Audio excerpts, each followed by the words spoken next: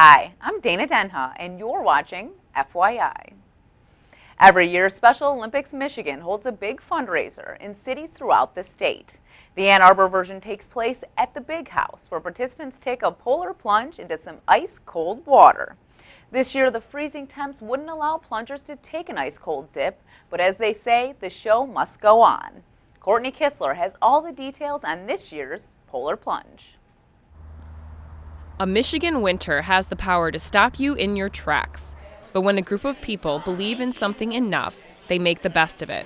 That's what happened at Michigan Stadium, where the enthusiasm for a special cause warmed everyone's hearts. We're here at the University of Michigan for the annual Polar Plunge for Special Olympics Michigan. This year, unfortunately, due to the extremely cold temperatures, we were forced to cancel the plunge portion of the Polar Plunge, but we're going to have one heck of a party with everybody who did raise money for the athletes of Special Olympics Michigan and just have some fun out at the Big House. Even if their signature event fell victim to a wind chill advisory, the fundraiser carried on in the Jack Roth Stadium Club, where attendees warmed up with some hot chili, enjoyed views of the historic field, participated in the costume contest, and gathered to honor the special athletes and those who support them. I can see a lot of smiling faces and rays of sunshine in this room, so I feel blessed to be able to be here and take part in today's festivities with you. One family with a personal connection to the cause came all the way up from North Carolina. We flew here to surprise him. He had no idea. We surprised him yesterday. Our family decided to be superheroes, so this was a last-minute Captain America idea. Devin's Batman, my mom was Superwoman, and my sister is also Superwoman. The Polar Plunge is just one of many events that bonds the university and Special Olympics Michigan.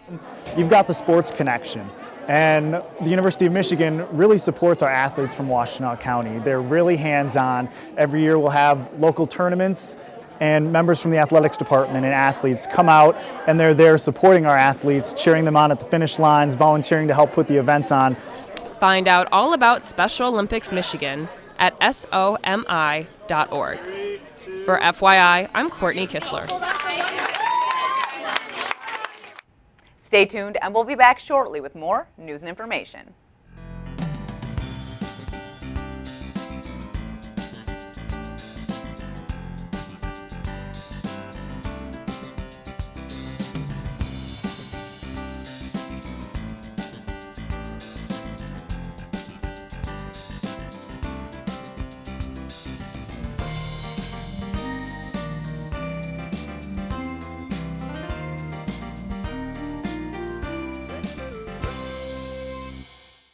Ringstar Studio is bringing people to new heights in the realm of fitness.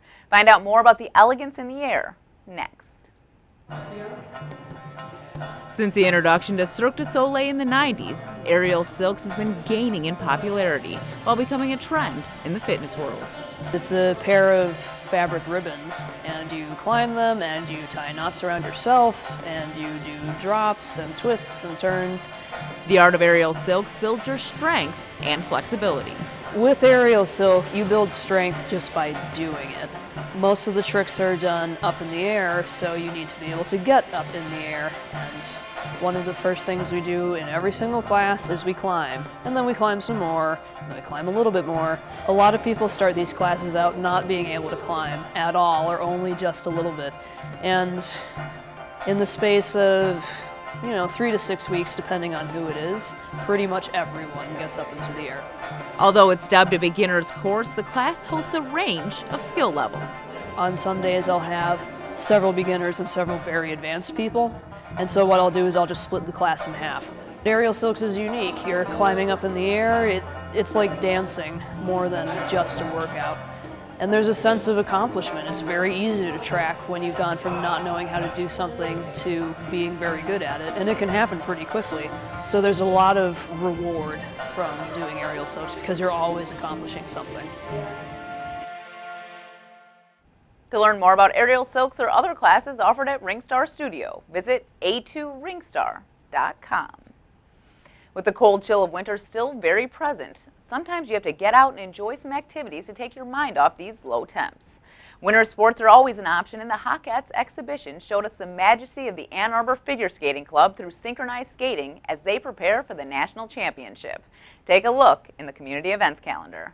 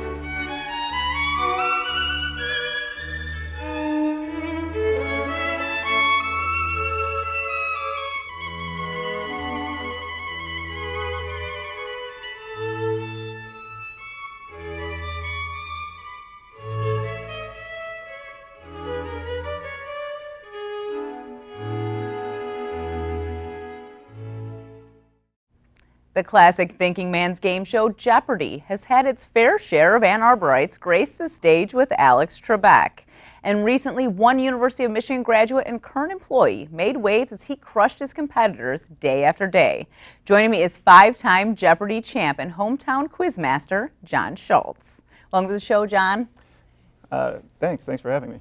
So let's start with how you decided throughout your time you wanted to be on Jeopardy. What led you to that moment? Jeopardy has always been a big thing for me, for my family. I remember watching with my whole family, watching with my grandma when I was just a little kid. We always, got into it. It was kind of like an appointment, viewing. Yeah, like 7:30. 7:30 every night after dinner, Jeopardy.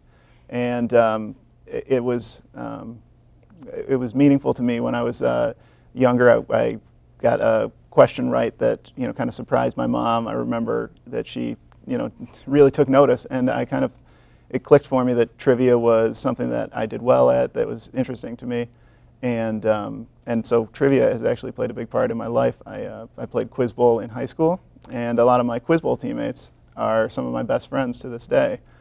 So Jeopardy is all a part of that, and I've been trying to get on for a long time now.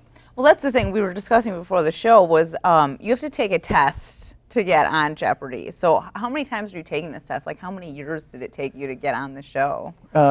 It took me, I guess it's almost 10 years from the first time I took the test to now. I started taking the online test in college. My roommate and I used to watch Jeopardy every night, and so they have a time of year when they're running the test online, and they say sign up and take it. He said, let's do it. So we took the online test in 2005, and didn't hear back.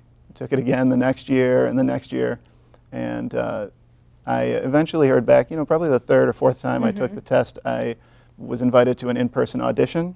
That would have been 3 years ago or so, and I wasn't quite ready for the audition, I don't think, but I learned some good lessons about presenting myself, like kind of bringing the energy that they would want to see.